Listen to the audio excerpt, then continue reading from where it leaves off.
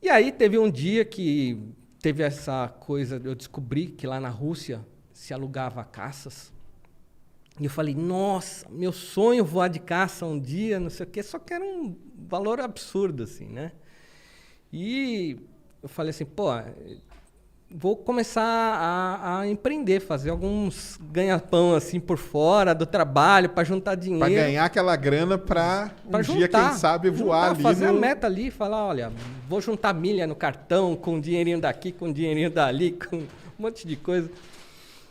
E eu consegui ir para a Rússia, né?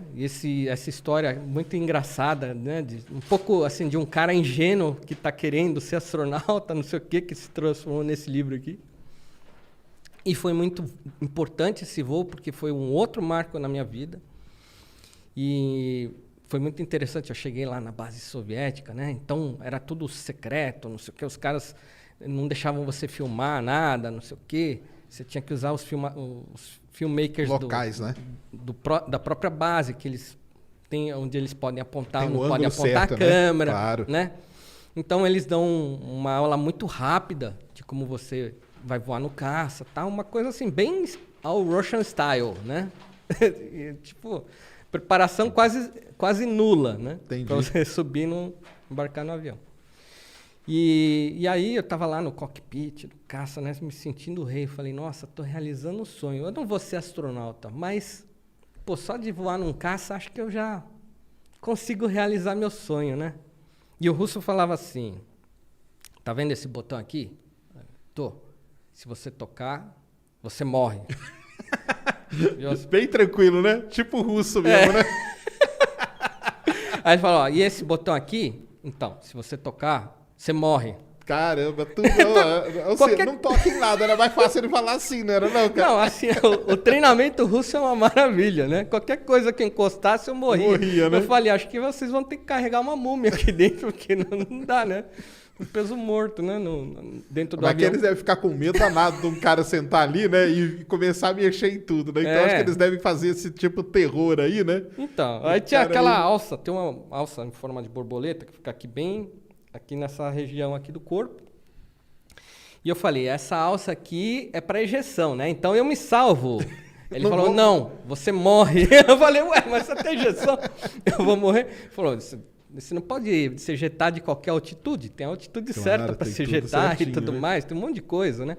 Fora que eu não tenho um preparo para uma injeção de 14 Gs, né? 14 Gs, imagina, 14 vezes o meu peso me amassando assim, me comprimindo no banco na hora da injeção. Não dá, né?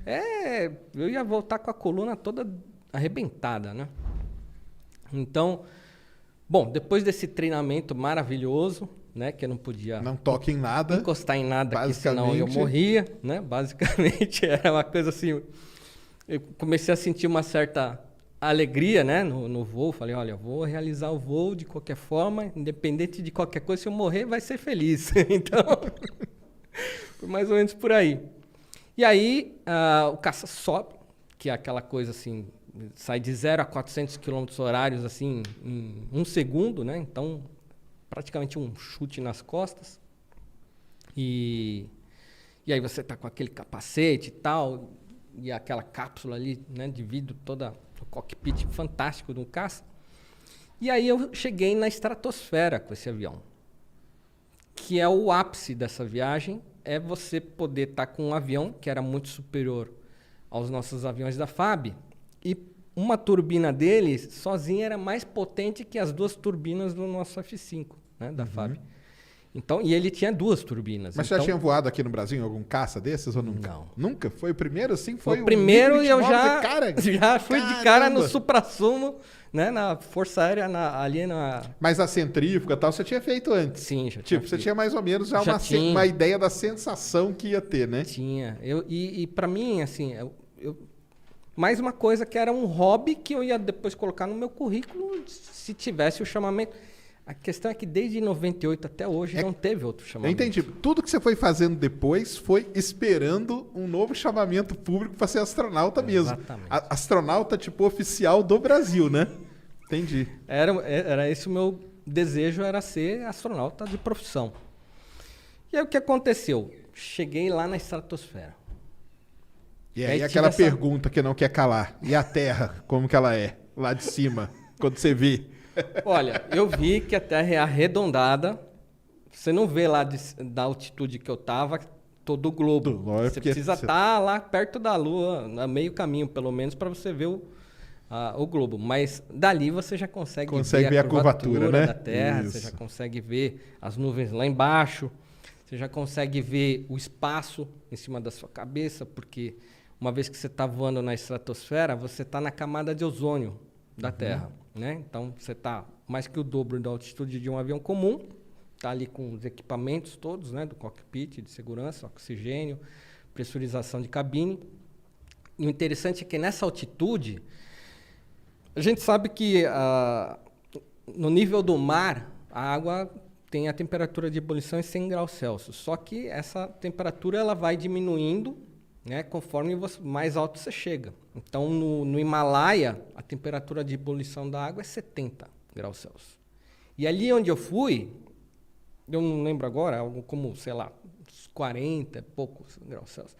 Então, o risco que eu tenho ali, se despressurizar a cabine, é começar a ferver a água que está no meu sangue, né? E tudo mais, e ali eu, que nem um baiacu, eu explodo ali, né? Então, você tem que estar sempre com as máscaras e tem que estar a cabine sempre pressurizada para você simplesmente não... Né? Claro. Então, porque ali a coisa é séria, né? Voar de caça, a coisa é séria. Então, equipamento todo em cima, eu tinha uma roupa toda para uso macacão estratosférico, né? E para evitar que o sangue descesse do meu cérebro para o meu pé, então ele ativa uma pressão que comprime o corpo, né? E exige que o sangue continue circulando. Enfim, uma vez que eu vi a Terra, vi o Sol ali brilhando que nem uma estrela, tive aquela visão maravilhosa, eu falei, nossa, era isso que eu sempre sonhei, ver a Terra de cima, né? Então eu estava realizando um grande sonho. E isso aí dura quanto tempo? O voo é um voo de 55 minutos, só que o voo na estratosfera ele não dura mais do que 5 minutos. Certo. É muito curto porque o avião, né? Ele não tem sustentação nessa altitude, o ar é muito rarefeito. E embora as turbinas sejam muito potentes, né, o que ele faz é acelerar o máximo o avião, dar aquela guinada, um voo exponencial, como eu vou fazer depois, eu vou contar, né, dos voos suborbitais. Então, ele aproveita essa inércia para chegar naquela altitude lá, que é uma altitude que você consegue se manter até que o motor vai falhando e o caça vai caindo de novo para a atmosfera. Aí ele mergulha a 90 graus e você volta de novo para a atmosfera. Só dar um spoiler pra galera, ó. Sustentação, turbina, sexta-feira o Lito vai estar aqui. Opa, do Aviões e Músicas, ó. Vamos falar disso aí. Aí então você não sabe o que é, aguenta aí sexta-feira, nós vamos saber de tudo. Aí, beleza. Um abraço aí pro Lito, então. Então, e aí, na estratosfera mesmo é uns 5 minutos. E aí ele volta. Uns 5 minutos, e aí volta. E aí eu fui pro treinamento de manobras acrobáticas no aí caça. Volta, ele ainda faz umas manobrinhas? Aí ele volta, caramba, 90 graus, e começa a fazer as curvas. E aí o piloto fala assim, Marcos, agora você vai fazer força 3Gs. Né? Tá. Na subida, quantos Gs? Foi mais ou menos isso, uns 3Gs. 3? Né? E aí depois ele vai aumentando cada vez mais. Aí ele começa a fazer as manobras para ir aumentando os Gs. Exatamente. Entendi. Então você já sabe ali o que é o 3Gs. Os 3Gs tranquilo, né? É aquela coisa assim, para quem for em qualquer parque de diversão, sentiu aquela emoçãozinha lá na montanha-russa, assim, na hora que vai cair, depois daquela guinada assim. Claro. Né? Eu não sei não, porque eu nunca fui montanha-russa, mas eu imagino como que é. É violento, mas é aceitável. Entendi, é aceitável. Entendi. Né? E aí ele sempre pergunta, Marcos, are you okay? Né? Entendi. Naquele russo, falando inglês com um sotaque horroroso, pesado, né? Are you okay? Mais ou menos assim. Aí, ok. E aí ele fala, então agora vamos para 4Gs de força. Significa, se você pesa 80 quilos, você vai sentir uma força de 320 quilos comprimindo o seu corpo. Aquela força invisível, né? Então, vou fazer uma curva aqui e aí depois vamos ver como é que você sai. E aí ele fez a curva com o caça. E aí 4Gs eu já falei, opa. É mesmo? Dá uma diferença, assim, um Gzinho a mais já é uma... É mesmo, cara? Não, cara. No 3G já... Entendi. A coisa, você já fala assim, legal, é divertido. Mas lá na centrífuga, quando você fez, você chegou a quantos Gs? Eu cheguei a 6. 6? E no caça eu fui a 7. Olha só. Mas é diferente. Sim. A sensação é diferente ou é a mesma? Porque, o treinamento assim, vale assim, na centrífuga, você podia parar quando você não se sentisse confortável. Entendi. No caça não tem jeito, né? No caça não. No caça você tá ali. É o não toque em nada, né? Exatamente, é o não toque em nada, tá? Não, e a coisa é real, né? Claro, claro. É incrível. Fora que tem outras coisas também, deve ter o motor, deve ter o barulho, deve ser um negócio, né? Ou não tem, né? Você não escuta nada dentro do avião. Ah, ele é isoladão, silêncio. Assim? A única coisa que você escuta é que é a máscara de gás que tá ali, pertinho do teu ouvido. Não sabia, não, você fica só escutando barulhinho o tempo inteiro. Quem tá em terra... Ouve, então, porque quem tá em terra ouve, né? É a desgraça, é o fim do mundo acontecendo. O caça passa em rasante, se ele quebrar a barreira do som ali, né? Que começa a abrir aquele cone na frente do avião, e aí ele rompe esse cone, dá um estrondo sônico. Esse estrondo é como se caísse um trovão do teu lado, né? Você pula no chão, fica ali, né? O que aconteceu? É proibido hoje. Né? Proibido. Os caças hoje só podem quebrar a barreira de som ou no mar, né? No oceano, ou em grande altitude, que foi o meu caso. Né? Eu cheguei a Mach 1.965, quase 2 vezes a velocidade do som. Então eu cheguei a quebrar a barreira do som. E dentro do caça nada, não houve nada, tá? Sossegado. Silêncio total. Entendi. Silêncio total. Legal. E aí... você vê, né, que eu estava falando que você vê o sol igual uma estrela, né, brilhando no escuro, é uma coisa que isso você quebra muitos paradigmas ali, né, certeza, assistindo aquela cena, né, de poder ver uma coisa, um astro brilhando no escuro. Bom, aí ele foi para 4Gs, e 4Gs, que é a primeira vez que você sente que o estômago foi pro joelho, né, aí você já fica preocupado, né, fala, pô, tá ficando sério isso aqui, né? Marcos, 5Gs. Caramba.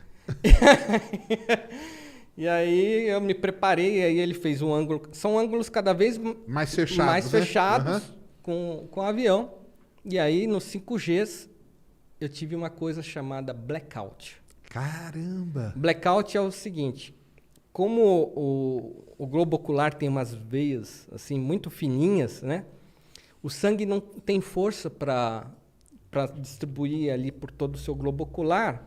Então, por um momento, você está com os olhos abertos, mas não está enxergando nada, como se você ficasse cego. Caramba. E aí eu estava ali, e eu não fui preparado para isso. Né? O treinamento... Isso eles não explicaram no treinamento, né?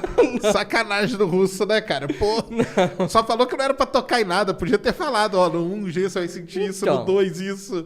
E na centrífuga eu não passei por isso. Então eu falei assim, caramba, e agora? Tipo... Eu fiquei naquela situação e eu não sabia se eu falava para ele, se eu não falava, o que ia acontecer. Marcos, are you okay? Ok. E eu lá sempre. E aí ele falando, bom, Marcos, já que você está indo muito bem... Eita. Vamos para 7Gs. Ah, e ele pulou direto. E aí, naquele momento, sacane, eu falei assim, peraí, 7, mas... Tinha que ser o 6 agora, né? Tipo, tem certeza? Você tá pulando, né, cara? E naquele momento minha vista começou a abrir assim, começou a aparecer as imagens de pouquinho em pouquinho, que nem fumaça, assim, vai aparecendo algumas coisas, voltando, né? O sangue vai voltando. Caramba, agora que tá voltando ao normal, ele vai pro céu. De novo, né? Só que aí o que aconteceu? Ele fez lá o looping e tudo mais, rodopiou ali o avião de um jeito tal.